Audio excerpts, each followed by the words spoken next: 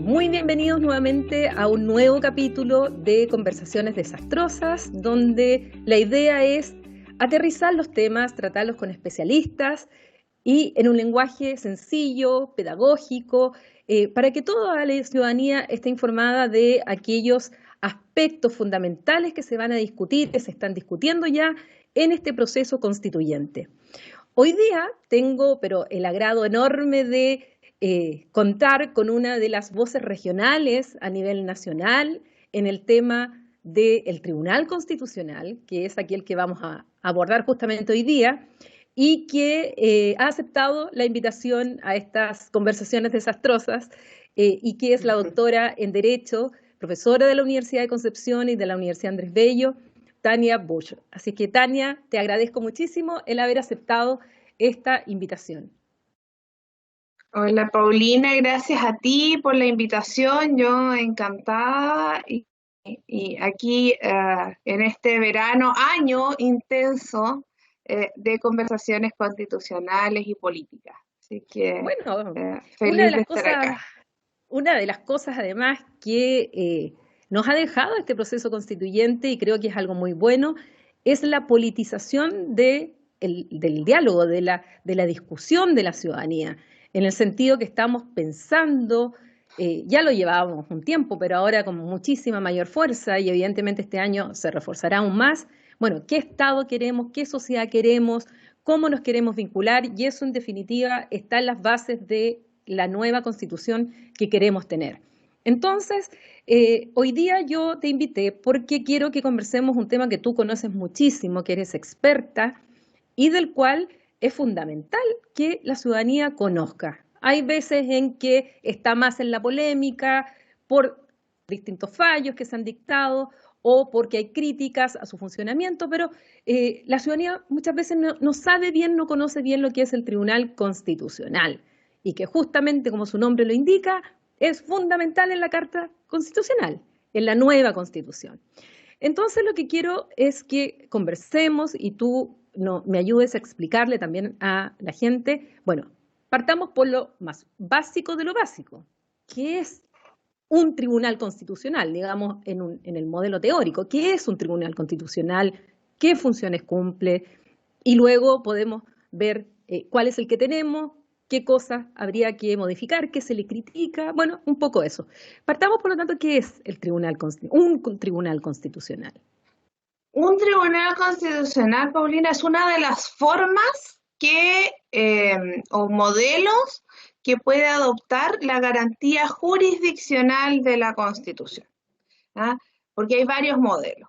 Como tú has dicho, el tema del Tribunal Constitucional ha estado en la palestra, pero como en general pasa, hay mucha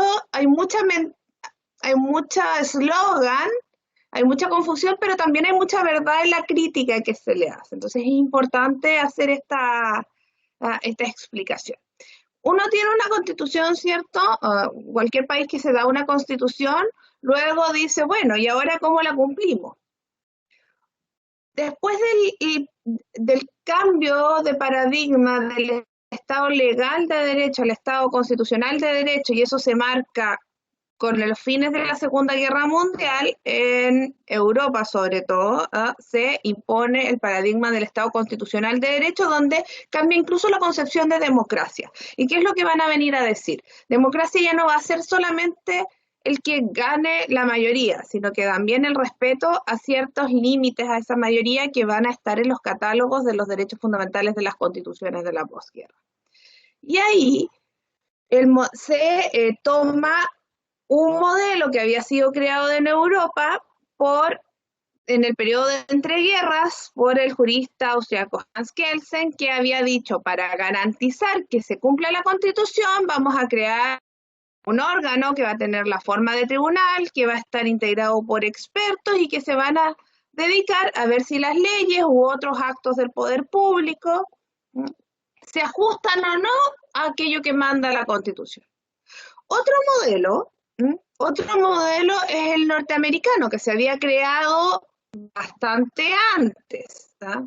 a principios de la década del 1800, con una sentencia de la Corte Suprema de Estados Unidos que se llama Marbury versus Madison, y en ese modelo todos los jueces, cualquiera, puede declarar para ese caso que está conociendo que una determinada norma jurídica es inconstitucional.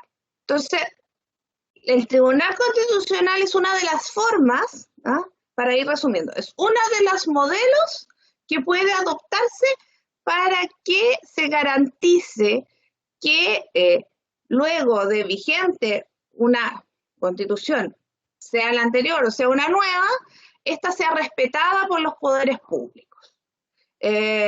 Cuando hablamos de un tribunal constitucional o una corte constitucional, que es el modelo que desde 1970 existe en Chile, con algunos matices que no expresar, significa que es un tribunal que se crea con esa función en específico, independiente que tienen otras competencias también, pero su función más importante es esa, y cuyos integrantes se escogen para eso específicamente. Ahora,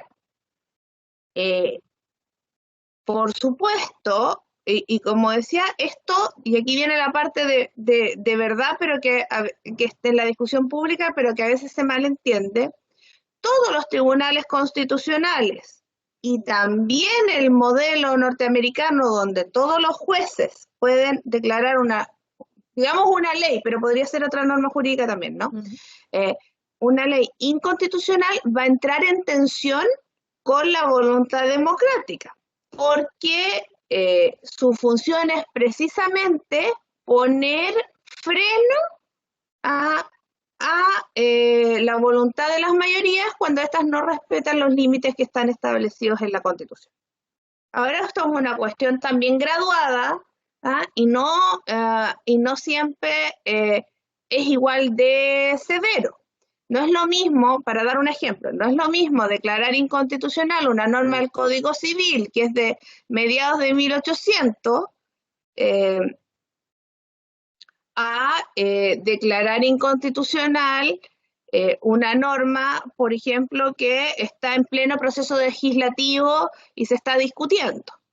O sea, los niveles como de intervención en la voluntad mayoritaria son distintos en cada caso. No sé si por ahí vamos entendiendo de qué va. Muy bien, entonces, frente a un modelo anglosajón, control difuso, todos los jueces tienen esta facultad, nos encontramos entonces con este otro donde está concentrado en un órgano, en este tribunal. Y ese es el modelo, por lo tanto, que se adopta en Chile. ¿Qué cambia? Primero, veamos la composición del Tribunal Constitucional, porque también ahí hay polémica respecto a quienes integran este tribunal. Veamos la composición y después podemos ir viendo las funciones y también los cambios que se han producido, importantes cambios que se han producido respecto a la función del Tribunal Constitucional en nuestro país.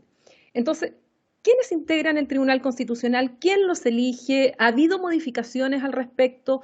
¿Por qué se critica que hay cuoteo en su integración? ¿Por qué se dice que hay politización del tribunal? Esas primeras preguntas que son más o menos las que están en el debate siempre, cuando alguien que no conoce mucho del tema ve esta discusión a nivel de opinión pública. El sistema actual, que viene desde el año 2005, se escogen los ministros del Tribunal Constitucional con un sistema denominado de reparto. Es decir, son 10 miembros, lo que ya es complejo, porque 10 miembros en un tribunal colegiado implica que hay empate y eso genera un problema. Entonces, ese es un primer problema que tenemos, que son 10, ¿no? Y deberían ser 9 o 11, pero 10 es una mala cifra. 3 son electos directamente por el presidente de la República, no tiene que preguntarle a nadie, sin acuerdo de nadie, cumpliendo los requisitos, él los nombra directamente. 4 son nombrados por el Congreso, 2 nombrados por el Senado directamente y 2 por la también por el Senado, pero a propuesta de la Cámara de Diputados. Y otros 3 se nombran por la Corte Suprema. La Corte Suprema los nombra, dice la Constitución, en sesión secreta convocada especialmente al efecto. Pero ¿por qué hago esta distinción y hago este punto? Porque la forma en que se han en la práctica realizado los nombramientos por cada uno de estos órganos ha sido muy diferente. Por ejemplo, la Corte Suprema desde el año 2006 estableció un auto acordado donde llama concurso público de antecedentes y ha ido. No es que el sistema sea perfecto, dista mucho, pero ha ido mejorando sus niveles de transparencia respecto del procedimiento. En cambio, y en general, y digo en general porque hay algunas matices ahí que hacer, pero en general los nombramientos de la Corte Suprema se han caracterizado por tener un perfil más bien técnico. Es decir, que las personas que ha nombrado la Corte Suprema han sido en general profesores de derecho, profesores y profesores de Derecho Constitucional. La Corte Suprema ha nombrado mujeres también,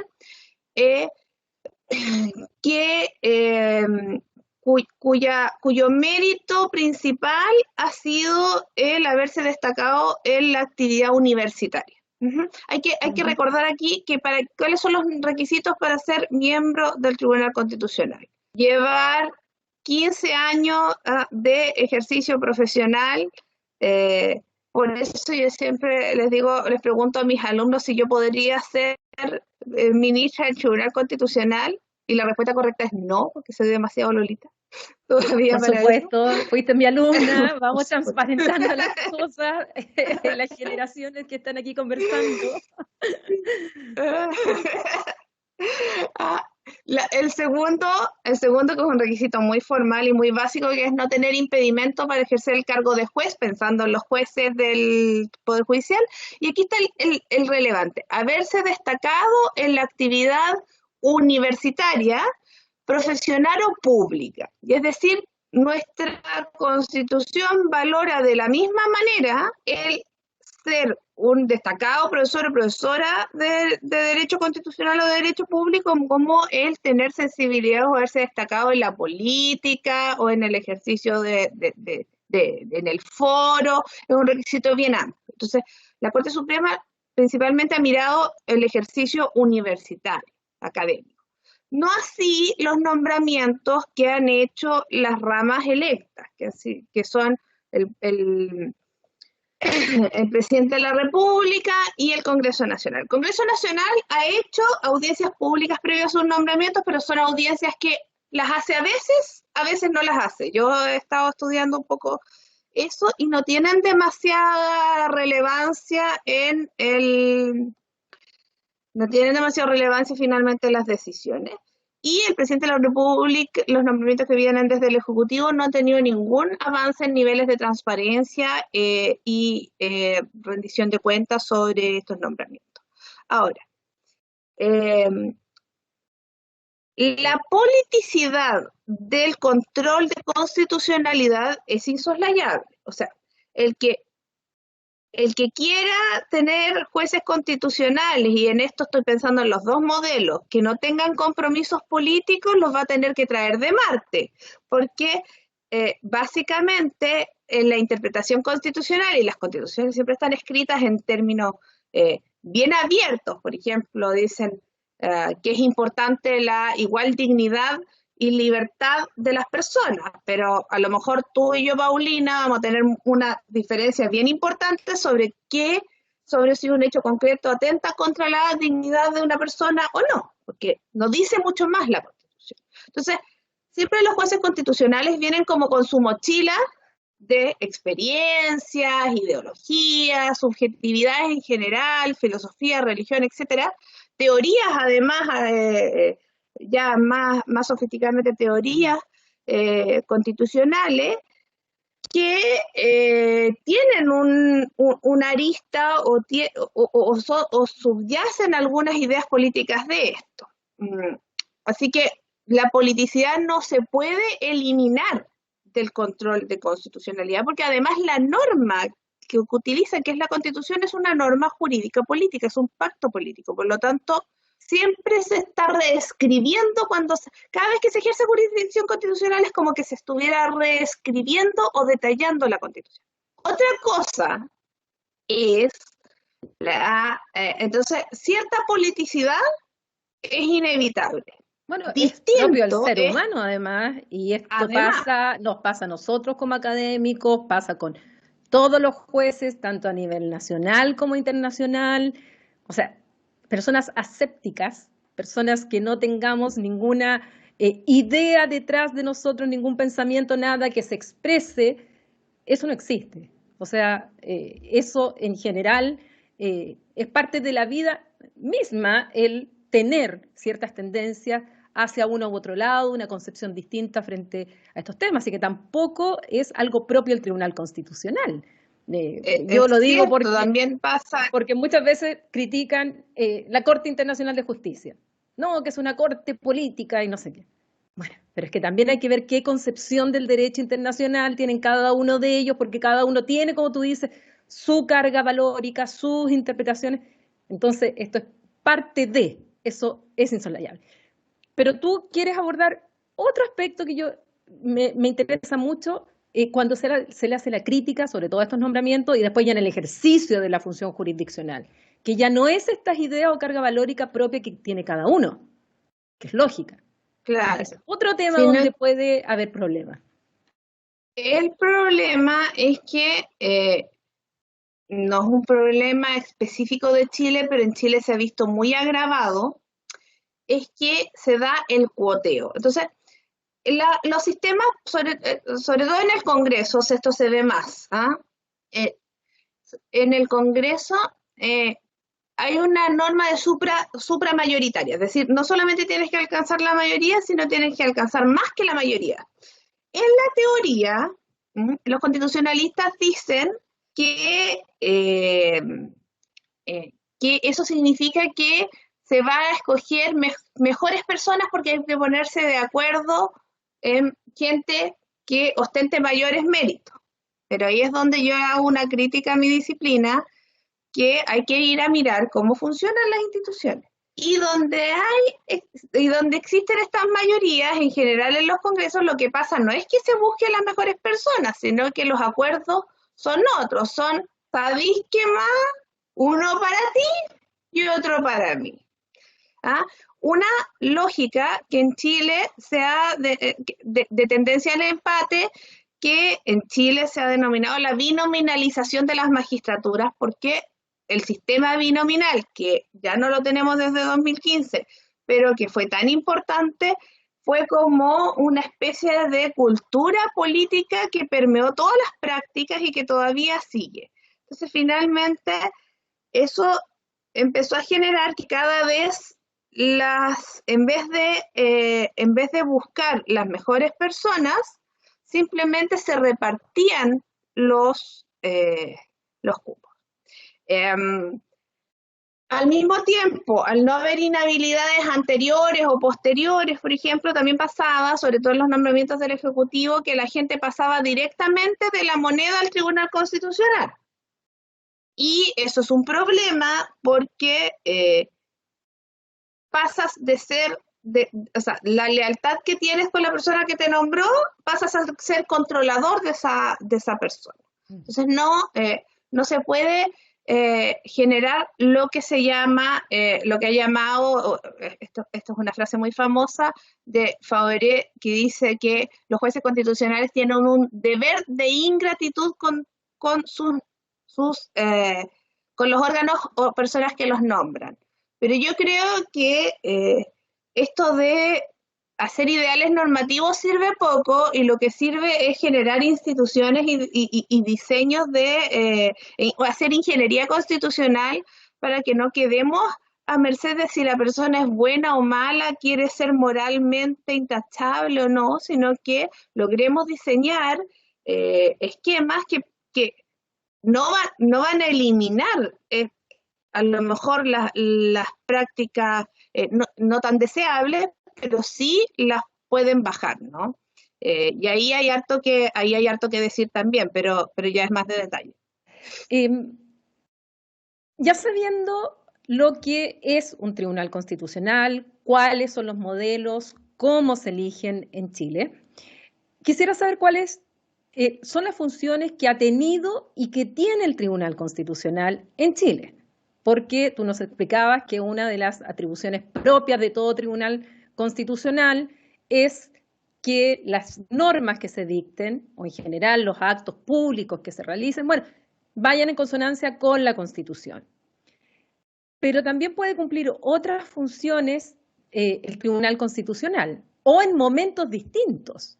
Entonces, explicar un poco eso, cuándo se ejerce el control constitucional, cómo era antes, cómo es ahora, y cuáles son los efectos de las sentencias que dicta el Tribunal Constitucional. Si declara que una norma es inconstitucional para un caso concreto o es inconstitucional erga omnes, para todos, y ya esa norma queda fuera del ordenamiento jurídico. ¿Cómo funciona eso en Chile y si es que siempre ha sido igual o si es que ha habido algún cambio al respecto?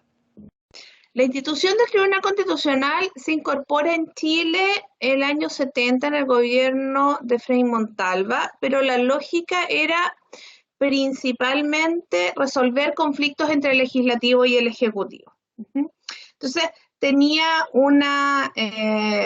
resolver conflictos de competencia y resolver conflictos de constitucionalidad durante el proceso de tramitación de la ley.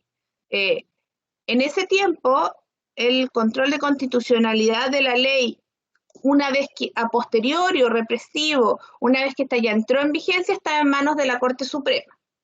Que hay que decir como que Estados la Corte Unidos, digamos, aplicando el no modelo exactamente como en Estados Unidos, porque no la tenían todos los jueces, sino que las personas podían ejercer la acción de inaplicabilidad ante la Corte Suprema. Correcto. No era ante el juez al que estaban litigando.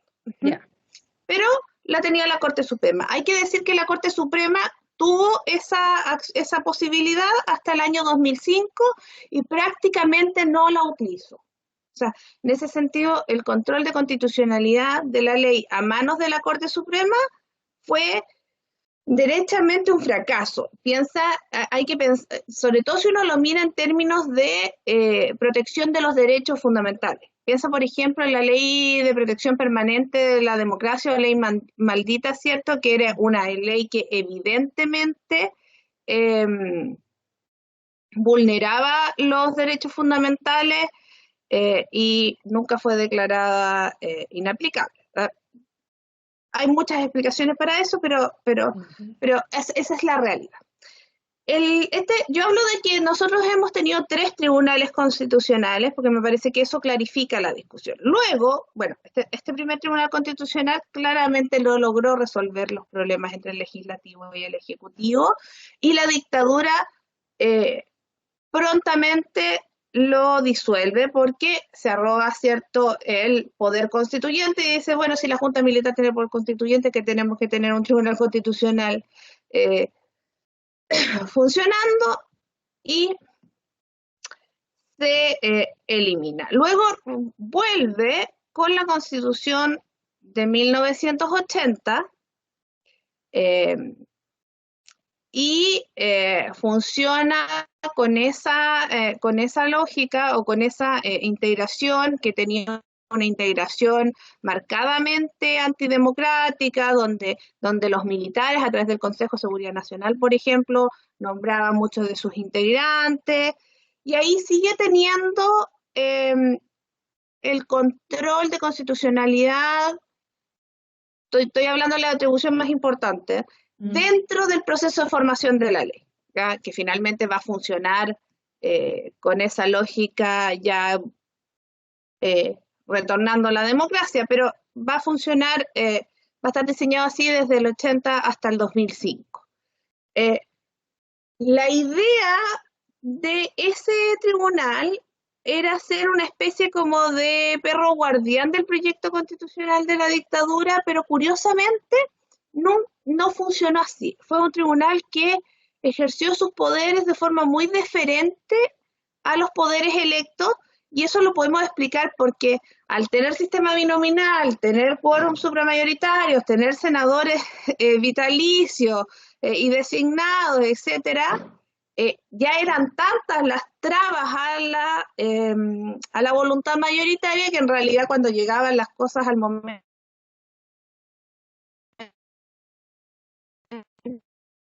ese mecanismo, y además porque en ese tiempo tenía una integración bastante judicial, ¿m? Bastante, las personas que lo integraban generalmente venían de la Corte Suprema, o habían sido jueces, era como la lógica. Cuando viene la reforma constitucional de 2005, se reforma completamente el Tribunal Constitucional y el control de constitucionalidad de la ley en Chile, y se robustece. El Tribunal Constitucional pasa a ser una especie de Hulk. Es poco técnico lo que digo, pero porque en muchas partes existen tribunales constitucionales, pero en pocas partes tienen tantas atribuciones, ¿ah? Con tan pocos controles, o sea, de hecho, no con tan pocos, no hay control sobre el Tribunal Constitucional externo, a diferencia que sí lo hay con el fiscal nacional, el presidente de la República, todos los ministros de la Corte Suprema, todos tienen control en el sistema constitucional chileno, menos los ministros del Tribunal Constitucional. Y ahí se elimina la facultad de la Corte Suprema de controlar la constitucionalidad de las leyes una vez que estas ya han entrado en vigencia, y la inaplicabilidad pasa al Tribunal Constitucional. Entonces ahora el Tribunal Constitucional va a tener atribuciones de control de la ley durante el proceso legislativo, que este puede ser voluntario, es decir, que sea activado por el presidente de la República o los parlamentarios durante el proceso, que generalmente son los casos que a la opinión pública le llaman más la atención. Eh, Esto puede ser voluntario, es decir, activo, o a veces es obligatorio, es decir, haya o no haya discusión sobre la constitucionalidad de una ley, esto tiene que pasar sí o sí como proceso de formación de la ley por esta revisión del Tribunal Constitucional. Y además, la inaplicabilidad se reformula, y ahora en cada uno de los juicios las partes pueden llevar una determinada ley al Tribunal Constitucional a través de la acción de inaplicabilidad por inconstitucionalidad. Y si es que ya se ha declarado inaplicable, existe la acción popular respecto de todo el mundo, que todos podemos ejercer sobre una ley. Ahora, ¿qué pasó? La inaplicabilidad de no utilizarse nada terminó siendo, no tengo el porcentaje exacto, pero me atrevo a decir un 98%, si es que no el 99% de el trabajo del Tribunal Constitucional. Y sin embargo, la acción de inconstitucionalidad casi no se utiliza. Entonces, ¿cuáles serían como los problemas? Estoy pensando solo en el proceso de formación de la ley, que es donde se ve, que es la atribución, donde se ve más evidentemente la tensión entre voluntad de la mayoría, voluntad democrática, y límites a la voluntad democrática. Que al ser en algunos casos obligatorio y en otros facultativo durante el proceso de formación de la ley, esto eleva, por supuesto, la politicidad, porque como yo te decía, es bien distinto encontrarse con una norma, no sé, que establezca limitaciones a la afiliación, a la investigación de filiación del hijo póstumo, por ejemplo, que es una norma que hace mucho tiempo se discutió, ¿ah? Y uno dice, bueno, atendido a cómo entendemos hoy día el derecho a la identidad, bueno, esta norma es inaplicable. Entonces, en realidad, el quiebre de la voluntad de las mayorías es más bien bajo, pero cuando se trata de cuestiones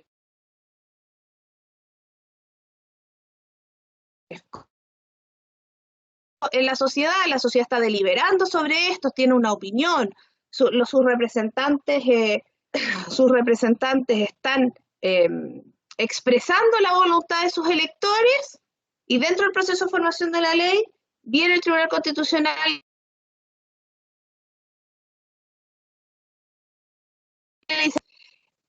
y en esos casos, que además que suelen ser los que a la gente le importan más y que suelen ser los más de alto perfil público, se nota más estas subjetividades y este deber de ingratitud incumplido en ocasiones respecto de quienes nombran. Y esos son los casos que suelen espantar un poco a la opinión pública.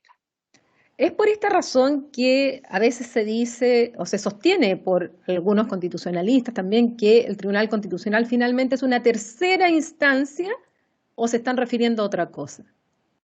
Dicen que es una tercera cámara porque el conflicto político... O tercera cámara. Sí. Claro, porque en el fondo dicen que opera con las mismas lógicas políticas que las cámaras legislativas, entonces vendría a replicar el proceso de formación de la ley y en el fondo el contar votos y ejercer mayorías, y está pensando en las mayorías o votos atendidos al compromiso político conocido que tienen los ministros del Tribunal Constitucional. Es decir, todo el mundo sabe, dentro de los ambientes un poquito más especializados, a qué sector político se vinculan o tienen o qué sensibilidad política tienen cada uno de los ministros. Entonces, dicen, es lo mismo, es llevar el conflicto político y tratar de ganarlo en una tercera cámara legislativa. Pero eso asume que la lógica del control de constitucionalidad es la misma lógica que la deliberación política, y ahí uno puede hacer una crítica. O sea, yo no creo que eso sea necesariamente así. Yo creo que la argumentación constitucional es altamente política, pero también es una argumentación jurídica, y que el Tribunal Constitucional debe atender también a sus responsabilidades como tribunal. Y eso quiere decir argumentación, debido proceso, imparcialidad, independencia, etcétera, etcétera. Pero ahí pasa que hemos visto en distintas sentencias y de una forma creciente argumentaciones deficientes, incluso algunas insólitas, que, claro, permiten, que no satisfacen en el fondo el criterio de legitimidad que debería tener un tribunal. ¿Cómo se legitima un tribunal? Por la racionalidad de sus sentencias, por lo grueso de su argumentación. Y entonces, cuando uno ve que algunas cuestiones se deciden con argumentación. Estoy pensando, por ejemplo, el caso de la comaternidad que se rechazó. Eran dos mujeres que piden el reconocimiento de su matrimonio celebrado en el extranjero, y piden el reconocimiento de este como matrimonio, porque cuando llegan a Chile tienen que inscribirlo como, de acuerdo a la ley, como pacto de unión civil. Y entre medio ellas tienen un hijo. Y este hijo, argumentan las requirentes, merece la calidad de hijo matrimonial y el reconocimiento a su familia como cualquier otro niño de filiación matrimonial o que venga de una familia heterosexual. Bueno, en ese fallo hay una frase de la sentencia que dice que si Chile reconociera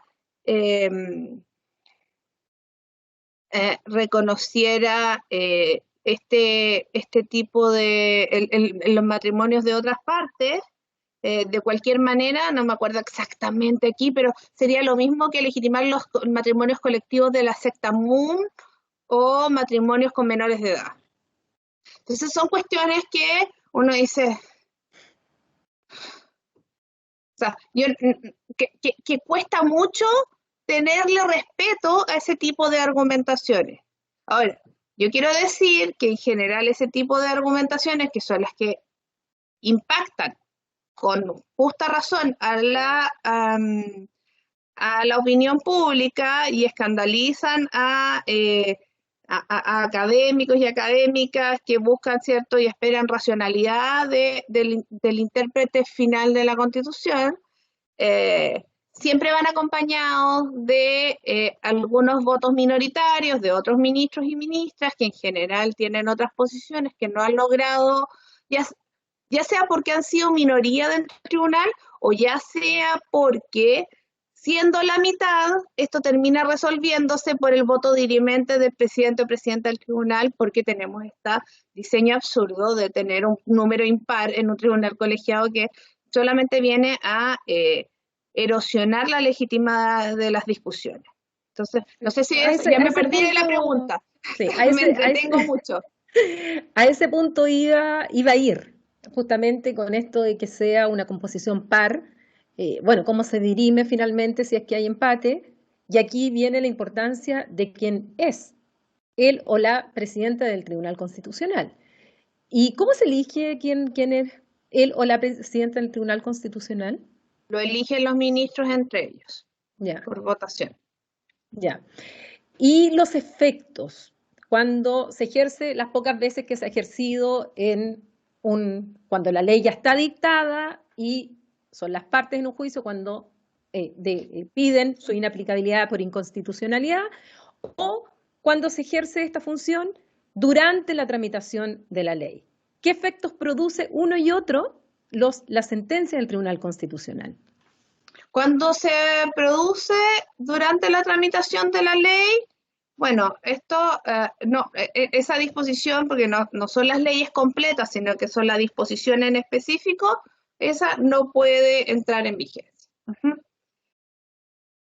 Cuando, y ahí va a depender ahí, porque esto tiene que volver entonces, como es durante la tramitación de la ley, tendrá que volver al Congreso y ahí se verá cómo sigue el proceso legislativo, pero ya eso queda excluido de la posibilidad del debate. Pero cuando se trata de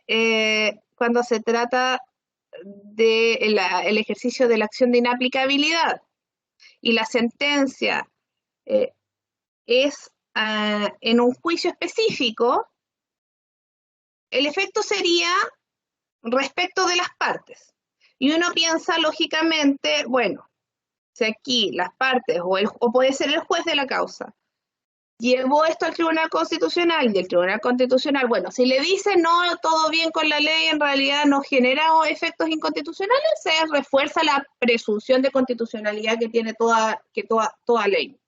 Porque lo lógico, recordémoslo, porque Chile está pasando un momento tan particular donde en los países que funcionan bien, las discusiones sobre la constitucionalidad de las leyes son marginales en número, porque lo normal es que los parlamentarios, los ministros, los presidentes y todos los operadores jurídicos les guste su constitución y le hagan caso. Entonces, en general, la interpretación que hacen de la constitución suele ser correcta.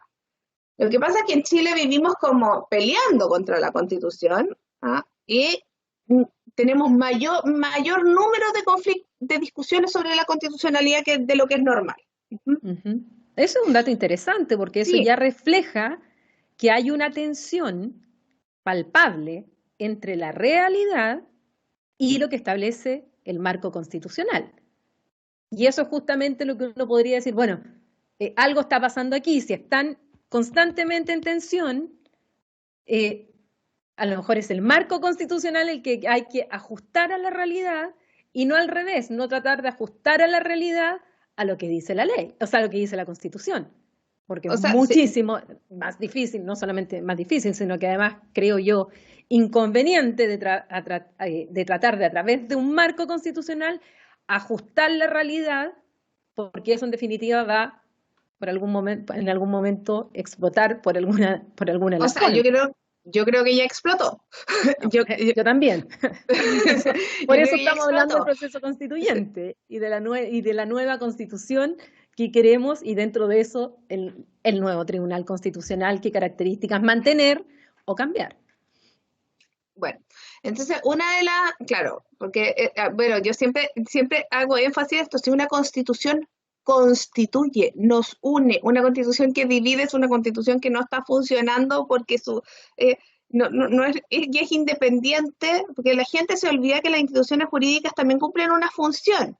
Entonces no hay que ser técnico, yo no sé nada de mecánica de autos, pero si el auto no parte, o no me lleva de un lugar a otro, yo ya sé que esta cuestión no está sirviendo para lo que debería servir. Una constitución debería servirnos para tomar decisiones colectivas de forma civilizada y pacífica y encontrar puntos de encuentro. Bueno, eso hoy día y hace bastante tiempo no está pasando. Pero volvamos sobre los efectos. O sea, ahí nos encontramos con otro problema de diseño que estaba generando una pugna bien importante en la institucionalidad chilena que se olvidó porque vino el 18 de octubre de 2019 y todo el resto de los conflictos pasaron a segundo plano. Pero, y es que lo siguiente, si yo, ¿cierto? Juez de la causa parte, llevé una precepto legal a hablar la Constitución, que me lo iban a aplicar en una causa de arrendamiento, de lo que sea. Da lo mismo. Y el Tribunal Constitucional dijo, sí, Tania, usted efectivamente, si le aplican esto, se genera un efecto inconstitucional. Yo entendería que luego los tribunales van a aplicar esa sentencia. Pero resulta que eso que es lo intuitivo no está en ninguna parte escrito. Y lo que empezó a pasar es que en determinadas causas, simplemente los tribunales de instancia, pero esto empezó a ser grave cuando la Corte Suprema empezó a decir, no, sabe que yo no estoy vinculada por lo que diga el Tribunal Constitucional, así que yo voy a fallar haciendo caso omiso de esta sentencia. Y eso empezó a generar un choque, lo que en Colombia se generó esta tensión entre altas cortes, se lo dominó el choque de trenes. ¿Ah? Claro, existe una tensión porque por la forma en que está diseñado el sistema, no solamente el Tribunal Constitucional interpreta la Constitución, sino que recordemos que la Corte Suprema, las Cortes de Apelaciones y la Corte Suprema también interpretan la Constitución. Entonces, y además las sentencias del Tribunal Constitucional no hay ninguna norma ni disposición que digan que tienen que ser observadas por el resto de los poderes públicos. Bueno, en el estado actual de la forma en que se conduce el Tribunal Constitucional, o prefiero decir algunos ministros del Tribunal Constitucional, que a veces son mayoría, uno hasta lo agradece, pero mirado en diseño hacia adelante, en realidad es bastante absurdo, ¿ah? Porque además no nos permite construir un significado común de qué es lo que dice la Constitución, porque volviendo al ejemplo anterior, a lo mejor nos encontramos con un caso donde tenemos que discutir si es o no contraria a una situación a la dignidad humana bajo una norma tan amplia como las personas nacen libres e iguales en dignidad y derecho, y a lo mejor tú y yo tenemos conceptos distintos sobre qué es la dignidad, qué implica, qué es la igualdad, qué es la libertad. Entonces, es muy importante tener buena jurisprudencia razonada, respetada, razonable, analizada, para que luego, cuando yo tenga que decidir, bueno, y en esta situación en la que estoy, ¿se está respetando o no mi dignidad? Yo pueda ir y decir, y bueno, ¿qué significa la dignidad en Chile hoy día para los tribunales, para la doctrina? Eso hoy día en Chile no se puede hacer. ¿Ah? Bueno, y luego, para terminar tu pregunta, cuando se trata de la acción de inconstitucionalidad, es decir, una vez que ya se ha declarado inaplicable un precepto legal, se puede iniciar un proceso de control de constitucionalidad a través de la acción de inconstitucionalidad, que lo puede ejercer cualquier persona. Pero el quórum es tan alto que la cantidad de preceptos legales que han sido declarados inconstitucional, no sé si son 8 o son 9, pero no llegan a 10. desde el 2005 hasta ahora. Entonces, claramente tenemos declaraciones de inaplicabilidad literalmente por miles, pero menos de una decena de declaraciones de inconstitucionalidad. Entonces, ahí también hay una cuestión de diseño que es bastante técnico, quizás no es tan interesante para las personas que no están metidos en la disciplina, pero que sí tiene efectos muy importantes para la seguridad del sistema. Para terminar, Tania, ¿qué cambios crees tú que serían los fundamentales a discutir en este proceso constituyente? ¿Dónde tú pondrías los acentos para que tuviéramos un tribunal constitucional cumpliendo con unos mínimos y máximos, ojalá, que permitan justamente que se lleve a cabo, por un lado, una constitución que regule y que establezca cuál es el marco de un Estado y una sociedad determinada, partiendo de la base que, como tú decías, uno cree que los poderes legislativos, el poder legislativo sobre todo y ejecutivo, cumplen con esa constitución, y al mismo tiempo que nos permita que esa función se desarrolle justamente no llegando a estas situaciones donde se critica el diseño, donde se critica la práctica y donde finalmente hay una cierta insatisfacción por el modelo actual de Tribunal Constitucional. ¿Dónde tú pondrías los acentos? Bueno, lo primero que tengo que decir es que hay mucho propuesta de decir, no, es que hay que eliminar el Tribunal Constitucional.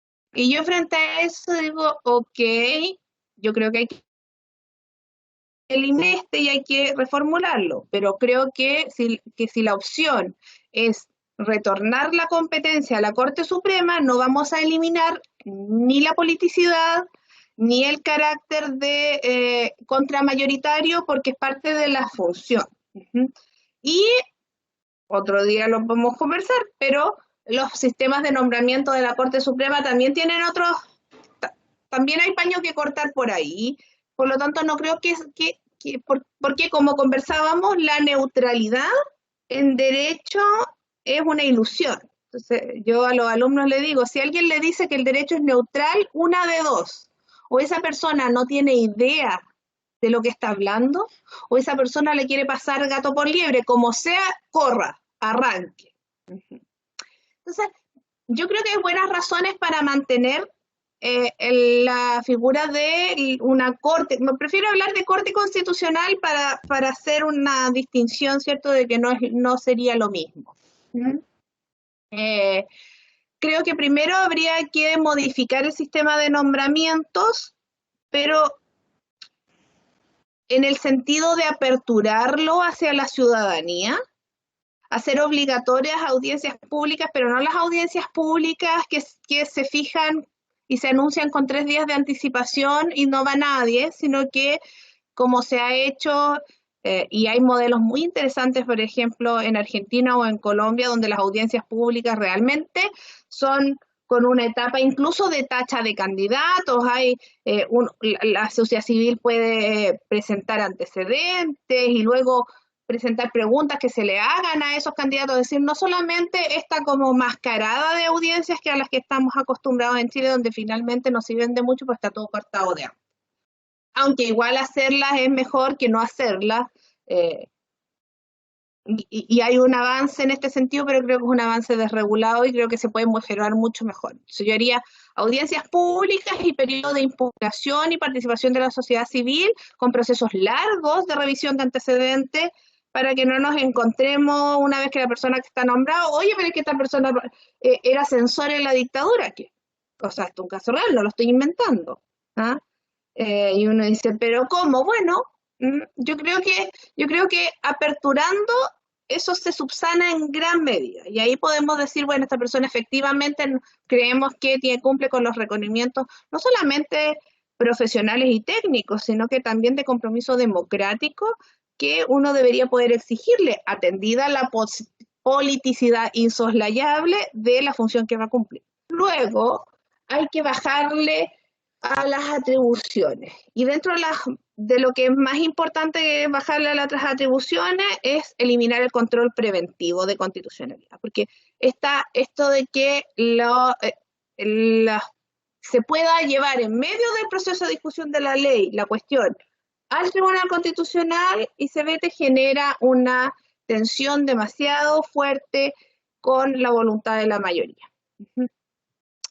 Excepto en el caso de los tratados internacionales, porque en el caso de los tratados internacionales sí sería muy importante que existiera control preventivo, porque tú lo sabes muchísimo mejor que yo, venir a decir después de que el tratado entró en vigencia en Chile, no sabe, lo que pasa es que es contrario a nuestra constitución y no lo vamos a cumplir, genera o puede generar responsabilidad internacional, entonces eso sí debería ser objeto de control preventivo. Y luego hay que repensar completamente el control represivo, es decir, una vez que la ley entró en vigencia, el control de constitucionalidad, porque hoy día,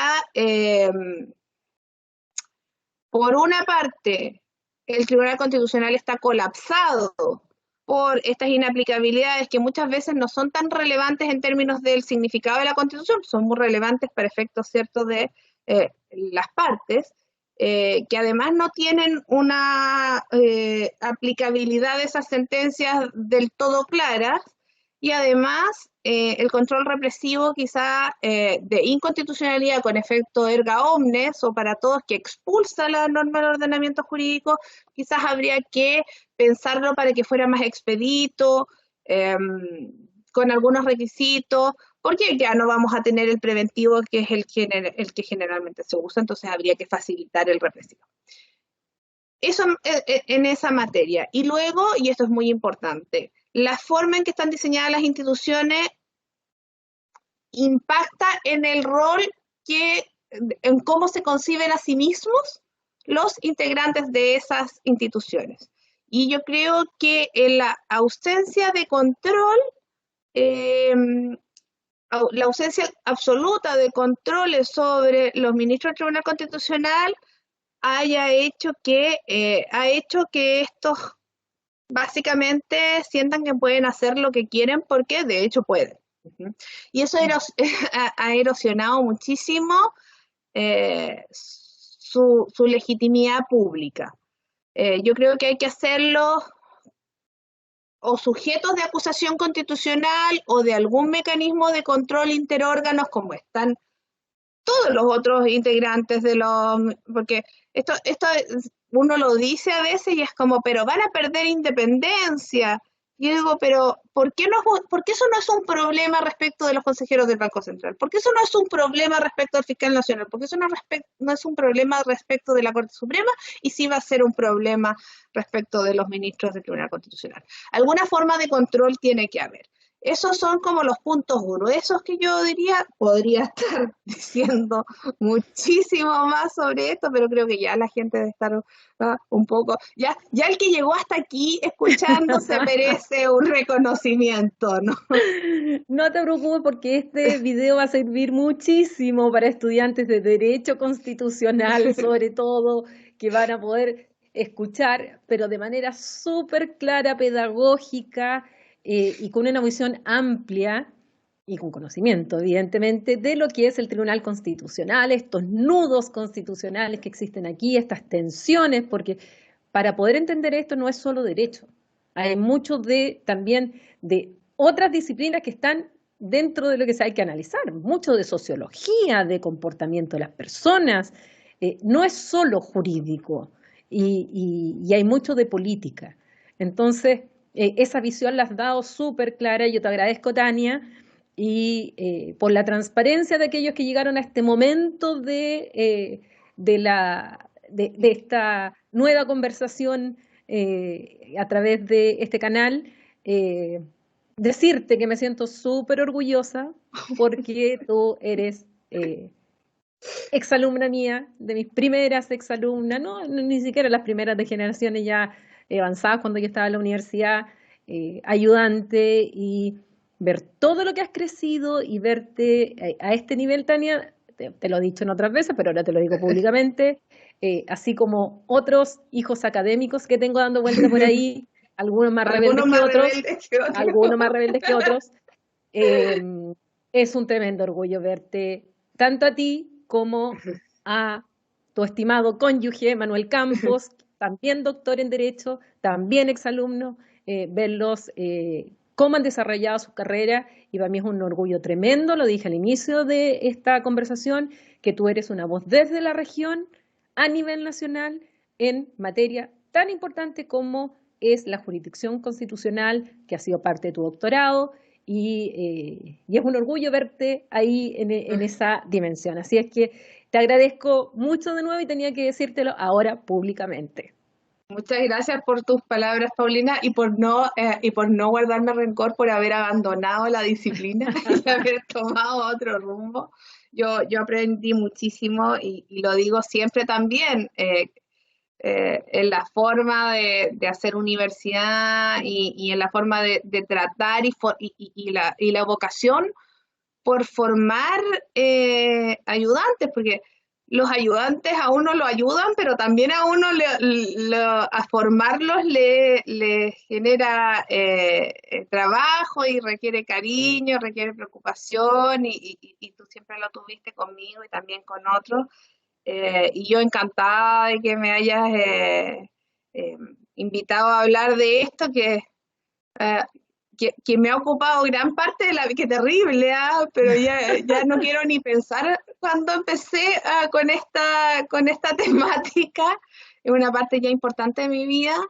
Eh, y nada, cuenta conmigo siempre para lo que tú creas que te pueda colaborar.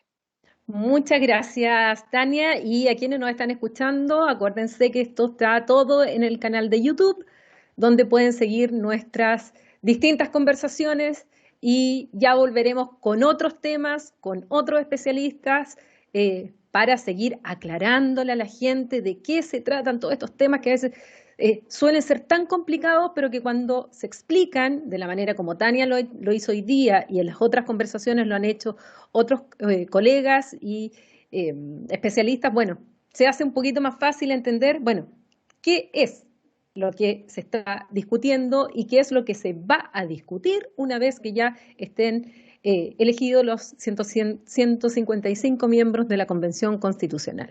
Así es que muchas gracias y nos vemos en una próxima oportunidad. Chao.